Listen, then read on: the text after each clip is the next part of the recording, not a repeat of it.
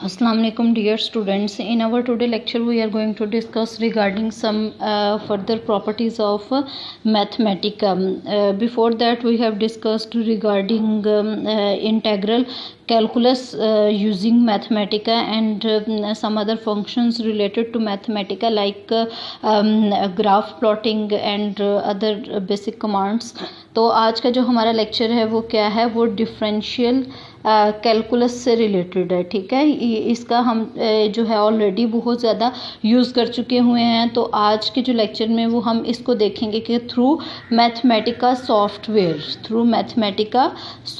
हम इसको किस तरह से सॉल्व करेंगे। ठीक है, तो इसको करने का क्या वे है, किस तरह से हम फर्स्ट डेरिवेटिव को सॉल्व करेंगे, सेकंड डेरिवेटिव को, या फिर अगर हमारे पास पार्शियल डेरिवेटिव है तो उसका क्या वे होगा। तो डिफरेंट टाइप्स की जो है वो डिफरेंशिएशन हम परफॉर्म करेंगे।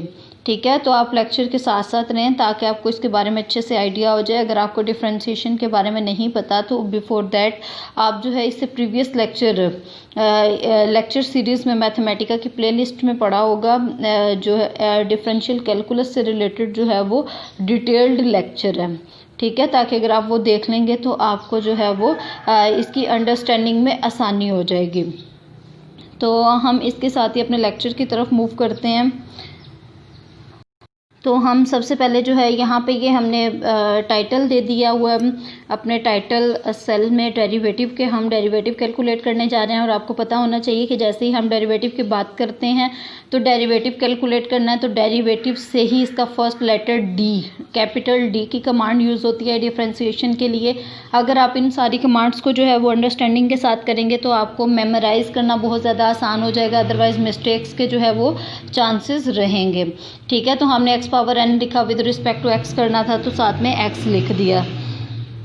अब नेक्स्ट क्वेश्चन अराइज होता है कि अगर हमने जो है वो इसका सेकंड डेरिवेटिव कैलकुलेट करना है तो कॉमा के बाद जितने नंबर ऑफ डेरिवेटिव्स आपने कैलकुलेट करना है वो साथ में लिख देंगे। टू सेकंड कैलकुलेट करना है तो 2 लिख देंगे, थर्ड कैलकुलेट करना है तो थर्ड लिख देंगे। इवन 100 तक जो है वो ये कैलकुलेट कर सकता है और इससे भी बहुत ज़्यादा इसकी रेंज है, हम सोच भी नहीं सकते।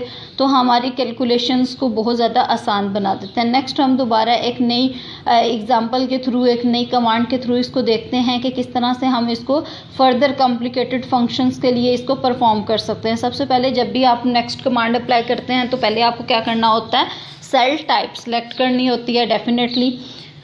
ठीक है, तो सेल टाइप सेलेक्ट करने के बाद अब देखें अगर हमने ट्रिग्नोमेट्रिक फंक्शंस का जो है वो डेरिवेटिव कैलकुलेट करना है तो किस तरह से करेंगे। सबसे पहले हमने डी लिख दिया, उसके बाद tan इनवर्स ऑफ एक्स, आपको पता है मैथमेटिका की लैंग्वेज में tan इनवर्स को हम इसी तरह लिखते हैं। उसके बाद हमने विद रिस्पेक्ट टू एक्स करना था तो एक्स साथ में लिख दिया, तो हमारा ये डेरिवेटिव कैलकुलेट हो जाएगा।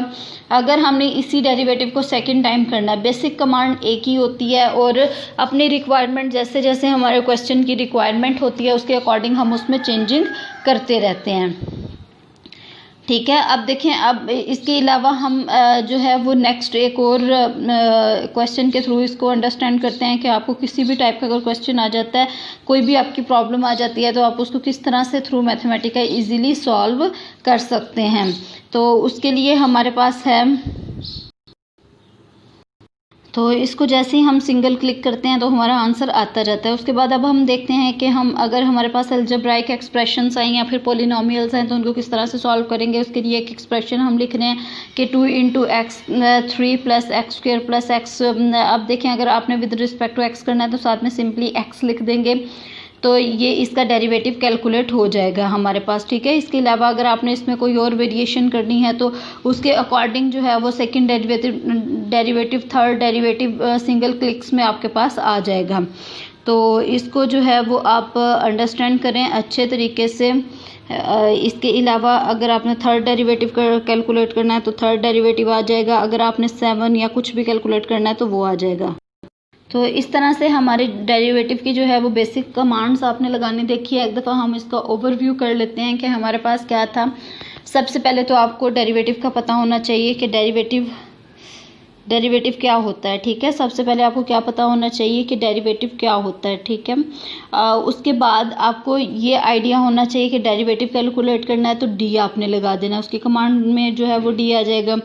उसके अलावा डेफिनेटली आपके पास अगर y is equal to some x square है, या फिर आप इसको ये भी कह सकते हैं कि y is equal to f of x type का अगर कोई फंक्शन है, तो हम उसको किस तरह से डिफ्रेंशिएट करेंगे। तो इसके लिए आपको एक फंक्शन की ज़रूरत होगी, ठीक है।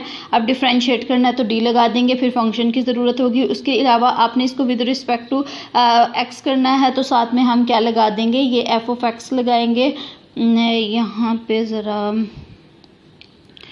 ठीक है। ये हम इसके साथ जो है वो एफ ऑफ एक्स लगा देंगे, और साथ में हमने अगर with respect to x calculate करना है तो एक्स लिख के इस ब्रैकेट को क्लोज कर देंगे। तो इस तरह से हमारा जो है वो रिक्वायर्ड रिजल्ट आ जाएगा, ठीक है। रिक्वायरमेंट्स आपको पता होनी चाहिए किसी भी कमांड की क्या रिक्वायरमेंट्स हैं, और हम उसको किस तरह से जो है वो ईज़िली परफॉर्म कर सकते हैं, उसके लिए क्या क्या हमें चीज़ों की ज़रूरत होती है, तो उसके अकॉर्डिंग ही कमांड बन जाती है। उम्मीद है आपको समझ आ गई होगी। अगर आपको नहीं आई तो वीडियो को दोबारा प्ले करके देखें तो डेफिनेटली आपको समझ आ जाएगी। Okay, thank you.